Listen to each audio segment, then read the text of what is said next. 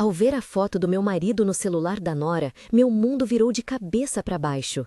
Eu peguei o aparelho sem pensar, a tela acendeu e ali estava ele, Ricardo, vivo e sorrindo num chalé que eu nunca soubera existir.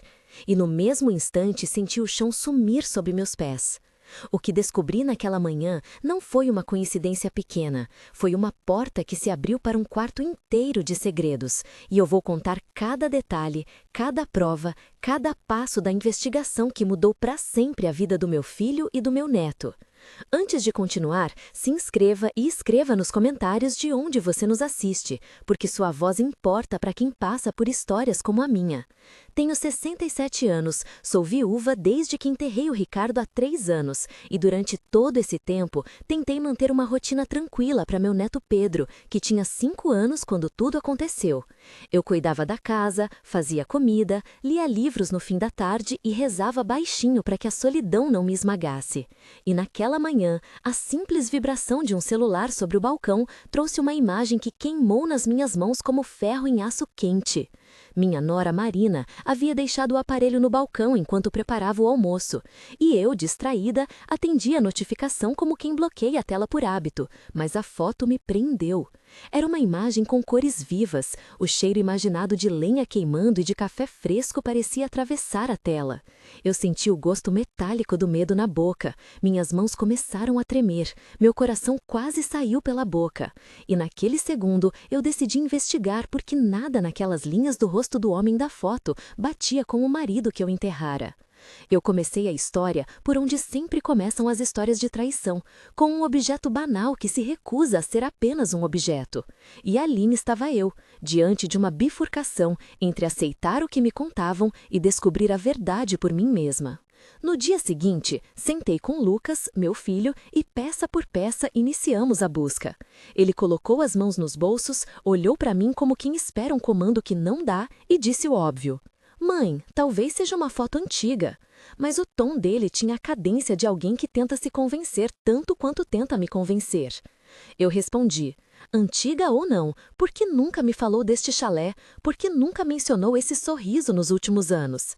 E ele soltou um suspiro que quase soou como desculpa. Eu também não sabia, mãe, eu juro, eu não sabia de nada.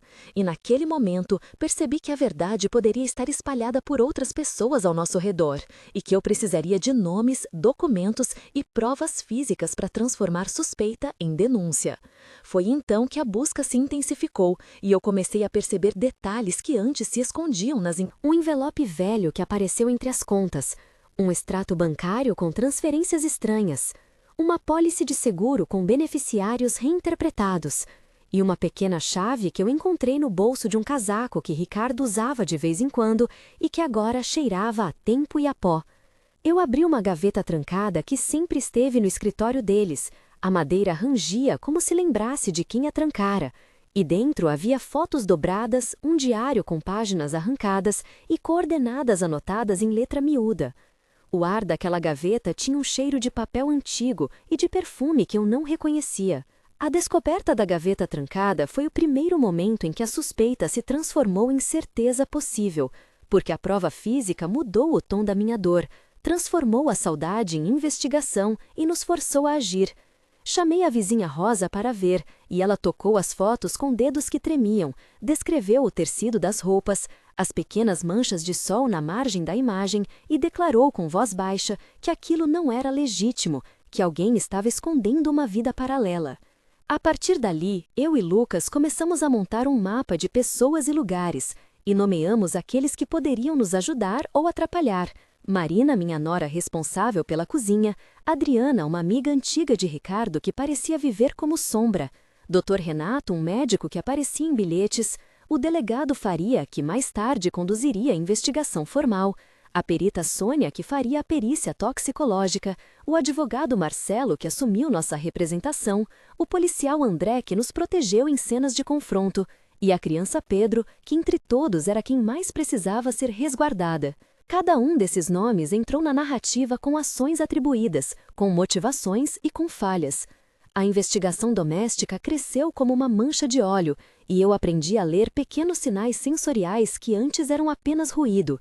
O ranger de uma porta fechada, o cheiro de solvente em uma caixa de fotos, o som distante de uma rádio velha ligado no chalé que a foto mostrava, a textura áspera de bilhetes rabiscados, o gosto amargo da ansiedade que me acompanhava nas noites e o ar emocional pesado que pairava quando eu folheava o diário. Nessa fase, iniciei diálogos que precisaram ser longos e diretos. Lucas, você realmente não sabia de nada? Eu disse.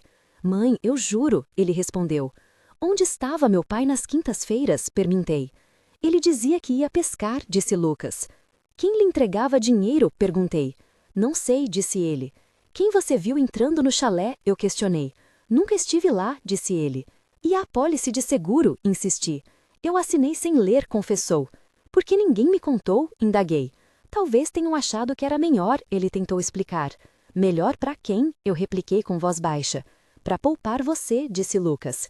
E o Pedro? Quem protegeu o Pedro enquanto não estávamos sabendo? Perguntei.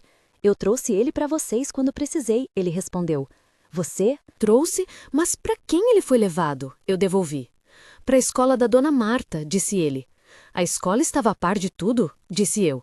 Não, não estava, murmurou ele. Você acredita nele? Disse alguém fora da sala. Ainda não, respondi. Essa sequência teve subtexto de culpa, de proteção e de medo, e nos obrigou a detalhar onde cada um estava e o que via. Precisei, ao mesmo tempo, de evidências físicas que consolidassem as suspeitas. Então, voltamos ao escritório de Ricardo e reviramos arquivos. Muitos cheques amassados, extratos bancários com contas offshore que eu jamais ouvira falar e uma apólice de seguro com cláusulas e beneficiários alterados nos últimos meses antes da sua morte. Ao encontrar o extrato bancário com transferências para uma conta registrada em nome de um tal de Refúgio Comercial Limitada, eu senti um frio que atravessou a espinha. Descrevo aqui em termos técnicos acessíveis o que fizemos para analisar documentação financeira e provas materiais. Solicitamos ao delegado emissão de ofício ao banco para obter extratos detalhados. Cruzamos as datas das transferências com registros de presença do Ricardo em hospitais e com recibos de hospedagem. E pedimos apoio do investigador financeiro que mapeou contas offshore a partir de nomes fictícios. Esse processo envolve checagens em cartório, solicitações de informações oficiais e análise de padrões de movimentação, e tudo isso foi compilado na denúncia que encaminhamos à polícia. Em seguida, veio a cena que chamo de incursão no local oculto, o chalé que aparecia na foto.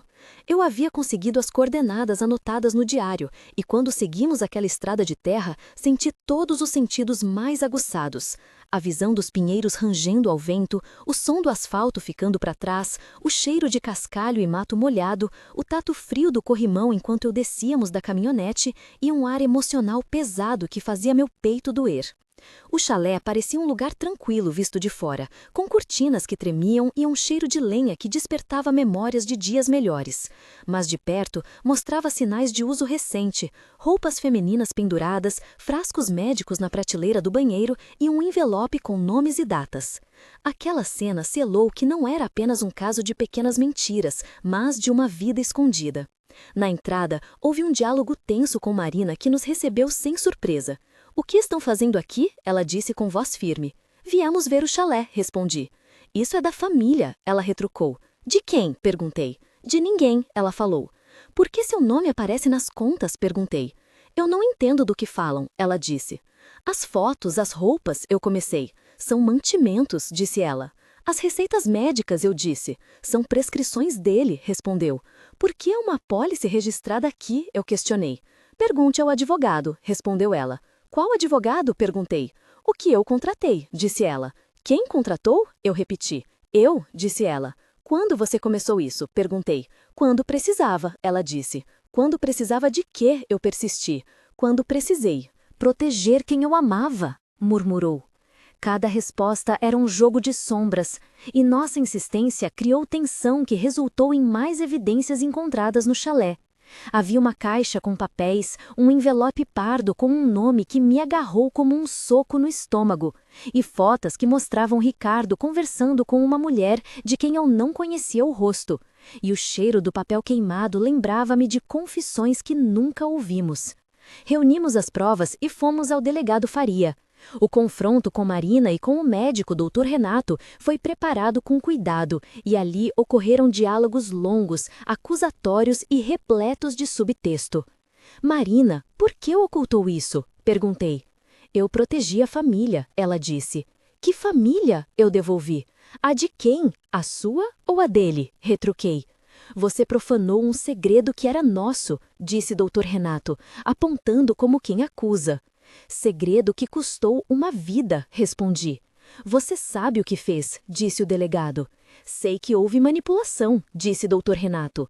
Que manipulação? Perguntei. Do tratamento dele, disse ele. Como assim? Indaguei. Ele tinha um protocolo, disse Dr. Renato. Protocolos foram alterados, disse eu. Por quem? Ele perguntou. Por você, respondi. Isso é calúnia, ele retaliou. Então prove, disse o delegado. Eu tenho provas, respondi. Mostre, exigiu o delegado. Há mensagens, há transferências, eu disse. Quero ver as mensagens, ele pediu. Elas estão no celular, respondi. Traga o aparelho, disse o delegado. Vou pedir apreensão, disse o policial André. Vocês acham que podem me intimidar? Afirmou o Dr. Renato. Não, disse Lucas, só queremos a verdade. Esses diálogos foram longos, 12 trocas naquele momento crucial, e cada fala carregava intenção, medo e tentativa de manipulação psicológica por parte de quem queria desacreditar nossa dor. Em uma dessas trocas, enquanto o Dr. Renato tentava desviar a atenção, eu toquei no bolso do casaco e encontrei um pequeno gravador escondido, e foi essa gravação que nos deu a virada. Consegui com o delegado autorização para ouvir a gravação em presença de todos, e naquele áudio ouvi a voz do meu marido, fragmentos de conversa sobre senhas e apólices, e risadas que não combinavam com a pessoa gentil que eu conhecera. A gravação mudou o jogo, e o delegado decidiu colher depoimentos e fazer a primeira prisão inicial para garantir a investigação. A prisão de Marina e a condução de Dr. Renato foram dramáticas, e nos dias que se seguiram houve muita resistência, tentativas de negacionismo e acusações cruzadas, mas a polícia procedeu com condução coercitiva e apreensão de documentos. Foi então que a investigação formal ganhou força e nós solicitamos a exumação do corpo de Ricardo. Posso explicar com clareza técnica e acessível o processo de exumação e perícia toxicológica que se seguiu. A exumação é um procedimento solicitado judicialmente, onde a equipe de perícia retira a amostra do corpo do jazigo com autorização do Ministério Público, em ambiente controlado e seguindo protocolo para preservação de material biológico. Essas amostras seguem para a perícia toxicológica, que analisa a presença de fármacos, metabólitos e substâncias químicas. Toxinas em sangue, fígado e rins, usando técnicas como cromatografia e espectrometria, e os laudos vinculam datas e concentrações às possibilidades de administração indevida. A exumação revelou traços de medicamentos em níveis não condizentes com o protocolo que Ricardo deveria ter seguido, e a perícia toxicológica apontou substâncias que podiam alterar respiratórios e agravar condições cardíacas, o que transformou a investigação em um inquérito por possível homicídio ou negligência médica dolosa.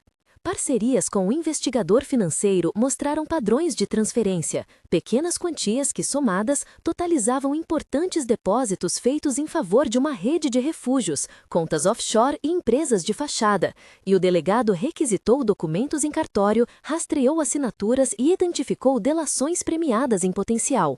A explicação sucinta sobre as análises financeiras é a seguinte, em termos de 300 caracteres. O perito financeiro cruza extratos bancários com registros fiscais e contratos, identifica beneficiários finais de contas offshore e empresas de fachada, analisa fluxo de caixa e correlaciona datas de pagamentos com eventos clínicos e viagens, produzindo um relatório que serve de prova para bloqueio de bens. Com as provas técnicas, fomos ao Ministério Público, houve representação e o processo se encaminhou para audiências. Enquanto isso, um subplot começou a se desenvolver com Adriana, uma antiga amiga de Ricardo que se mostrou mais envolvida do que parecia. Adriana tinha motivos que remontavam a ressentimentos antigos e logo percebemos que ela reunira um grupo que queria proteger o esquema financeiro. Numa noite fria, Pedro desapareceu de forma misteriosa enquanto eu cuidava da cozinha, e Lucas havia saído por um compromisso inadiável. Senti o estômago apertar, o gosto de ferro na boca e a sensação tátil do telefone escorregando entre os dedos, e soube que algo estava errado. Fui até a casa da vizinha Rosa e ela me contou que vira um carro estranho na rua, e o ar emocional ficou pesado, como se alguém tivesse puxado uma cortina sobre nossa vida. Começamos uma perseguição angustiante que incluiu ligações anônimas, rastreamento de celular e um sequestro que durou horas e nos levou até uma área de mata entre o rio e um trecho de estrada de terra. Naquela floresta senti o cheiro de folhas úmidas, ouvi o rangido de galhos, toquei o tronco de uma árvore para me ancorar e vi o casaco de Adriana preso nos arbustos. O resgate de Pedro teve momentos de tensão máxima, com diálogos curtos e incisivos entre mim, Lucas, o delegado e os sequestradores. "Soltem a criança", gritei. "Quem é você para ordenar?", disse um homem. "Sou a avó dele", respondi. "Ele é meu neto", disse Lucas. "De quem é a ordem?", perguntou o sequestrador. "Não tenho ordens, tenho coração", respondi. "Nós queremos segurança", disse o homem. "Segurança para quê?", perguntei. "Para o que ganhou", disse ele. "Quem ganhou?", questionei. "Quem sabe demais", disse ele. "Quem sabe demais sobre o esquema", respondeu o sequestrador. "Soltem ele agora", ordenou o delegado. "Não sem garantias", disse o homem. "Nós damos garantias", implorei. "Garantias de que seremos ouvidos", disse ele. O sequestrador. "Vocês serão ouvidos pela polícia", assegurou o delegado. Depois de uma negociação que pareceu eterna, Pedro foi devolvido a mim chorando, com a roupa suja e o cheiro da mata colado na pele, e eu senti o corpo do meu neto como quem segura o futuro nas mãos. A escalada da trama transformou o conflito interno em externo, e as consequências vieram nos tribunais. O processo foi longo e tenso, com audiências repletas de testemunhas e especialistas. Houveram delações premiadas que explicaram a cadeia de pagamentos e apontaram responsabilidades. Houve perícia documental, que demonstrou fraudes, e houve depoimentos que puxaram para dentro do esquema nomes que antes pareciam periféricos. As sessões do tribunal ecoavam com a narrativa que montamos, e o juiz leu em voz que me fez tremer sentenças que incluíam prisão de segurança máxima para os envolvidos, que receberam condenações por manipulação de tratamento e fraude financeira, com medidas de congelamento de bens e reclassificação de beneficiários de apólices. A consequência prática foi imediata. Bens foram bloqueados, contas foram congeladas e parte do patrimônio foi destinada a um fundo para a educação do neto Pedro. Nossos advogados, inclusive o Marcelo, negociaram a supervisão de um montante que serviria para custear terapia e educação, e a sentença reconheceu a complexidade da trama, sem simplicidade moral nas decisões. Houve momentos de tensão judicial onde me vi confrontada por defesas que tentavam transformar a vítima em vilã, e cada audiência trouxe a minha lembrança de Ricardo, seus gestos no sofá da sala, seu cheiro de tabaco leve e as memórias sensoriais que me ajudavam a escolher o caminho. Em uma sessão, o advogado de defesa tentou desacreditar a gravação, dizendo que estava editada, e o diálogo com o perito mostrou a técnica. "O arquivo não tem cortes", afirmou a perita Sônia. "Como comprovar?", perguntou a defesa. "Analisamos as ondas sonoras e a sequência temporal", disse a perita. "Há metadados", disse ela. "Os metadados foram alterados", defendeu a defesa. "Não há indícios de manipulação", afirmou a perita. "Então funciona como prova", concluiu o juiz. A perícia técnica e os laudos juntaram elementos químicos e digitais que suportaram as acusações. Ao longo do processo, a comunidade reagiu, e nomes como a vizinha Rosa, o professor Cláudio, a assistente social Fernanda, o delegado Faria, o policial André, a perita Sônia e o advogado Marcelo tiveram papéis importantes de testemunha, apoio ou ação institucional. Cada um deles contribuiu com olhares e fatos que nos ajudaram a reivindicar justiça. Chegando ao desfecho, algumas pessoas foram condenadas, outras firmaram acordos e houve a sensação ambígua de justiça e de perda. Boletins, sentenças e medidas cautelares ganharam forma, a denúncia prosperou e a prisão de segurança máxima foi decretada para os envolvidos mais diretamente responsáveis por danos e manipulação de tratamento. Depois de tanto, chegou o momento de reconstruir nossas vidas, e eu precisei de tempo, de terapia, de apoio e de pequenas rotinas que me ancorassem. Vou agora relatar o epílogo em 3 momentos temporais. Porque sei que o processo não termina no veredito, ele segue na vida cotidiana. 1 mês depois da sentença, eu ainda caminhava devagar pela casa. O cheiro das cortinas limpas era uma tentativa de normalidade, e eu sentia cada memória como um filme em câmera lenta. Pedro voltou à escola, mas precisava de sessões de terapia para lidar com o sequestro, e Lucas começou a participar de grupos de apoio. Eu e ele conversávamos mais, trocávamos olhares culpados e pedimos perdão de formas que não exigiam palavras. Havia pequenas vitórias, como noites em que dormíamos sem acordar sobressaltados. E havia momentos de recaída, quando um barulho comum me fazia lembrar o som do gravador. Nesse mês, recebemos o bloqueio de algumas contas, e o alívio financeiro foi imediato, porque pudemos pagar as dívidas e garantir que Pedro tivesse o que precisava. 3 meses depois, as feridas ainda estavam abertas, porém o espaço entre os dias ruins aumentava. A escola de Pedro organizou atividades específicas para crianças que passaram por traumas, e a vizinhança, antes cochichante e desconfiada, passou a nos cumprimentar com um olhar de solidariedade. Eu fui ao cartório assinar documentos que regularizavam a transferência de parte do patrimônio destinado à educação do neto, e participei de uma audiência em que delações premiadas trouxeram novos nomes, o que nos fez questionar se havíamos visto apenas a superfície de algo maior. Nesse período, eu senti saudade e ódio dividiram o mesmo peito, e aprendi a aceitar que o perdão não é linha reta, é terreno acidentado. 6 meses depois, a transformação mostrou sinais mais definidos. Criei uma rotina de caminhada ao amanhecer com Pedro. O cheiro do orvalho já não me lembrava apenas tristeza. E eu comecei a frequentar um grupo de apoio para viúvas que passaram por violência financeira e emocional. Lucas voltou a trabalhar com mais foco e colaborou com uma instituição que faz acompanhamento de famílias vítimas de fraude. A sentença transitou e o fundo educativo começou a pagar as mensalidades da escola de Pedro, que agora ria com mais frequência e se permitia sonhar com pequenas coisas como aprender a nadar. Eu, que acreditava estar quebrada, descobri uma força que me permitia olhar para frente, reconstruir o laço com meu neto, e ainda que às vezes a lembrança do meu marido me atravessasse como faca, aprendi a dividir o passado e o presente em gavetas que não se misturavam. Em termos práticos, a vida continuou com rotinas que tornaram possível a cura. Terapia para Pedro, reuniões escolares, supervisão do fundo pelo advogado Marcelo e acompanhamento do caso por órgãos de proteção ao consumidor. E eu comecei a escrever um diário que me ajudava a ordenar sentimentos. Ao olhar para trás, percebo que a traição não foi apenas um episódio, foi um mecanismo que se alimentou de silêncio e de complacência. E a justiça, quando chegou, foi resultado de um acúmulo de coragem, de técnicas forenses e de persistência. Aprendi sobre perícias, sobre exumações e sobre a importância de registrar tudo, desde uma chave encontrada até conversas aparentemente banais. Descobri também a fragilidade de laços que julgávamos inquebráveis, e a necessidade de proteger as gerações mais jovens de custos que não lhes pertencem. Nunca pensei que diria isso, mas a traição me revelou uma força que eu não sabia que existia. E a sentença, por mais que não devolvesse o marido, trouxe responsabilidade e uma chance de recomeço para o Pedro.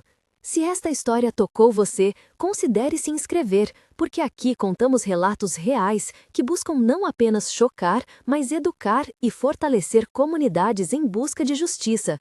Sua presença ajuda a dar voz a quem foi silenciado. Por fim, guardo uma frase que me acompanha desde o início desta jornada. A traição não me quebrou, ela me mostrou como posso cuidar de quem ainda depende de mim.